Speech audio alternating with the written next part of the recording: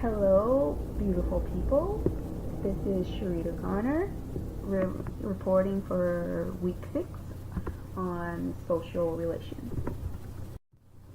A quick overview. People have a need to belong. This need of belonging is a fundamental motive when building relationships. We take in consideration many factors, including the attraction and the type of close relationship we would like to build. People also have a need to help. There are evolutionary and motivational factors that answer the question, why do we help?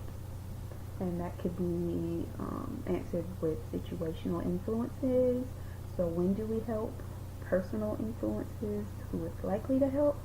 And interpersonal influences, who do we help?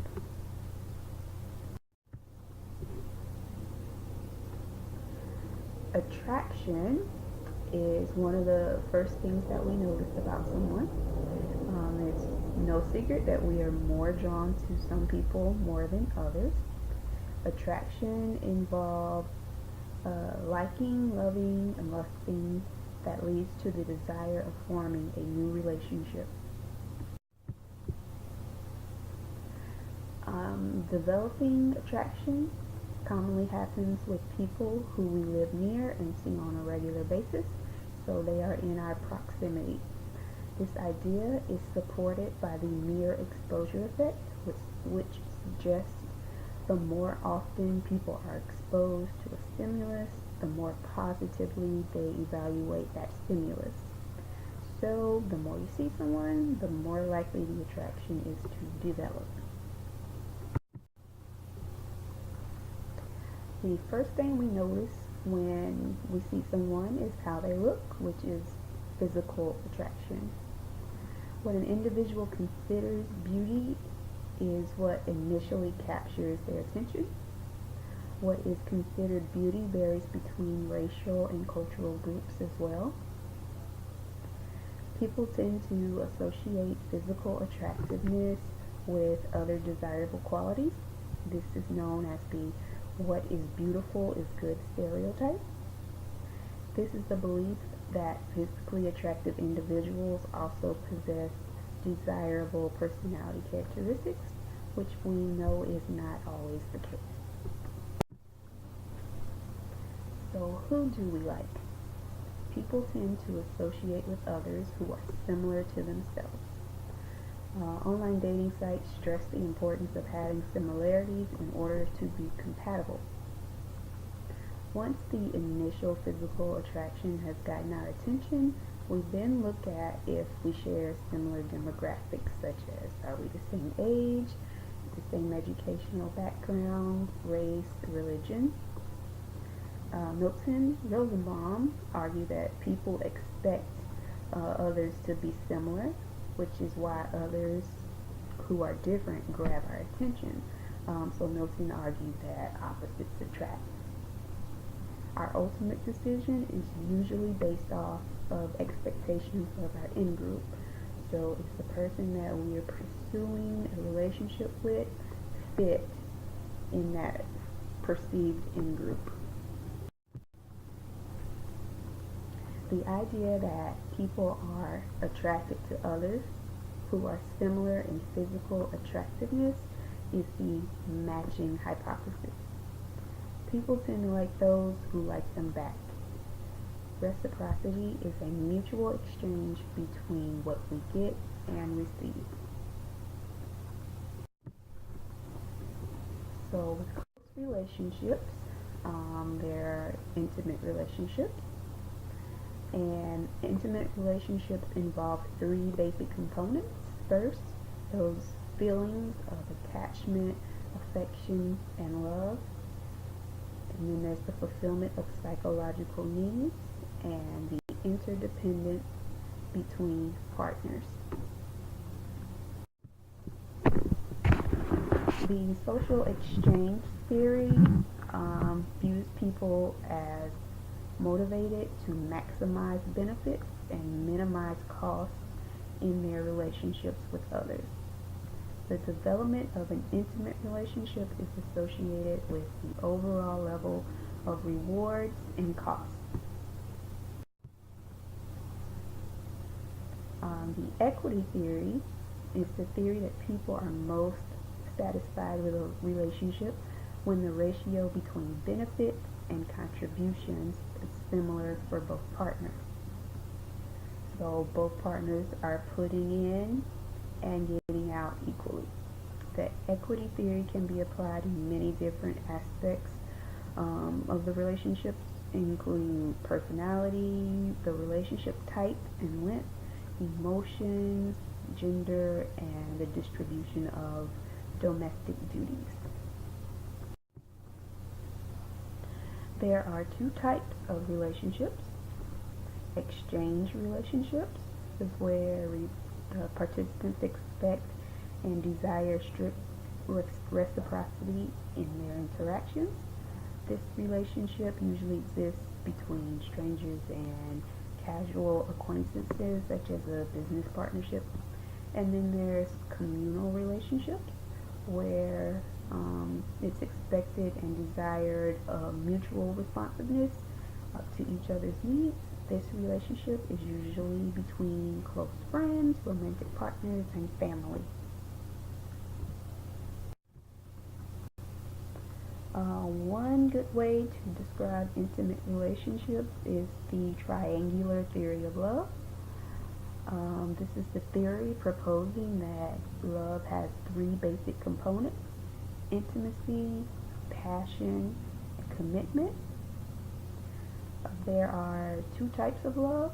There's passionate love, which is romantic love with high arousal, intense attraction, and fear of rejection, and companionate love, which is a secure, trusting, stable partnership.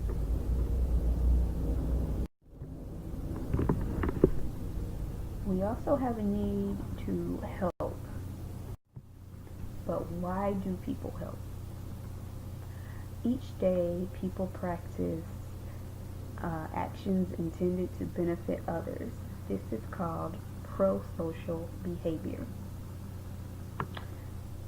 Another reason why we help is reciprocal altruism, which involves an individual helping another despite some immediate risk or cost and becoming more likely to receive help from the other in return.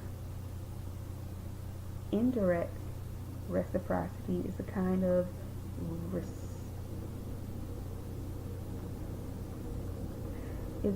reciprocal altruism in which an individual who helps someone becomes more likely to receive help from someone else. Empathy is also a reason why we help, and that's an understanding or vicariously experiencing another individual's perspective and feeling sympathy and compassion for that individual. People may also help others because they are seeking some sort of reward or to make themselves feel good. Negative state relief model suggests that people help others in order to counteract their own feelings of sadness. People may be motivated by the desire to improve their own personal welfare. This is called egoistic. Or they may be motivated by the desire to improve someone else's welfare, which is known as altruism. So when do we help? The bystander effect suggests that the presence of others inhibits helping. There have been several research studies conducted on the bystander effect, and that research is being applied to programs to help stand up to and stop bullying. The social influence of role models also plays a role in deciding to help. So if someone who we look up to displays helping behaviors, it's more likely that we will also want to help because of that influence. So who is likely to help? Individual differences play a role in who is likely to help someone. Research has found that some people are more helpful than others. Nancy Eisenberg and others found that the degree to which preschool children showed spontaneous helping behavior predicted how helpful they would be in later childhood and early adulthood. Some people may have what is called an altruistic personality. They have traits that include very agreeable and humble. Cultural differences also influence helping. Different religious backgrounds view helping differently. So, who do we help? Two particular characteristics have been found to determine who we help: the attractiveness of the person in need and whether or not the person seems responsible for being in the position of needing additional assistance. Research has found that attractive people are more likely to be offered help. People are more likely to help someone in need if they think the person is not responsible for their current predicament. People tend to help friends or others similar to them. This is also identity fusion, which is a sense of oneness and shared identity with a group and its individual members.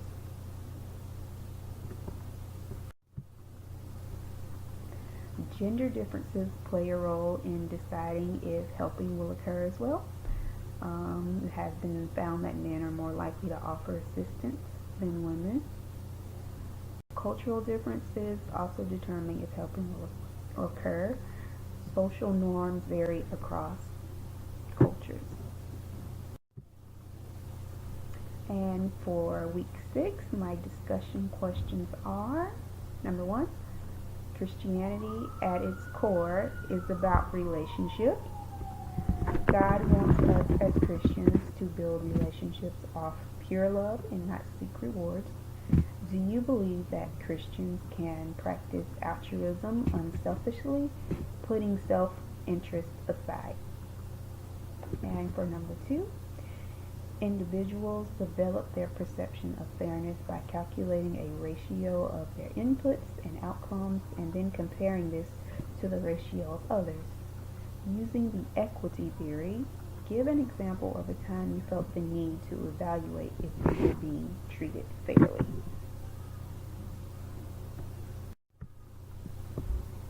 And this concludes my presentation on social relations. I hope you all have enjoyed it. Thank you.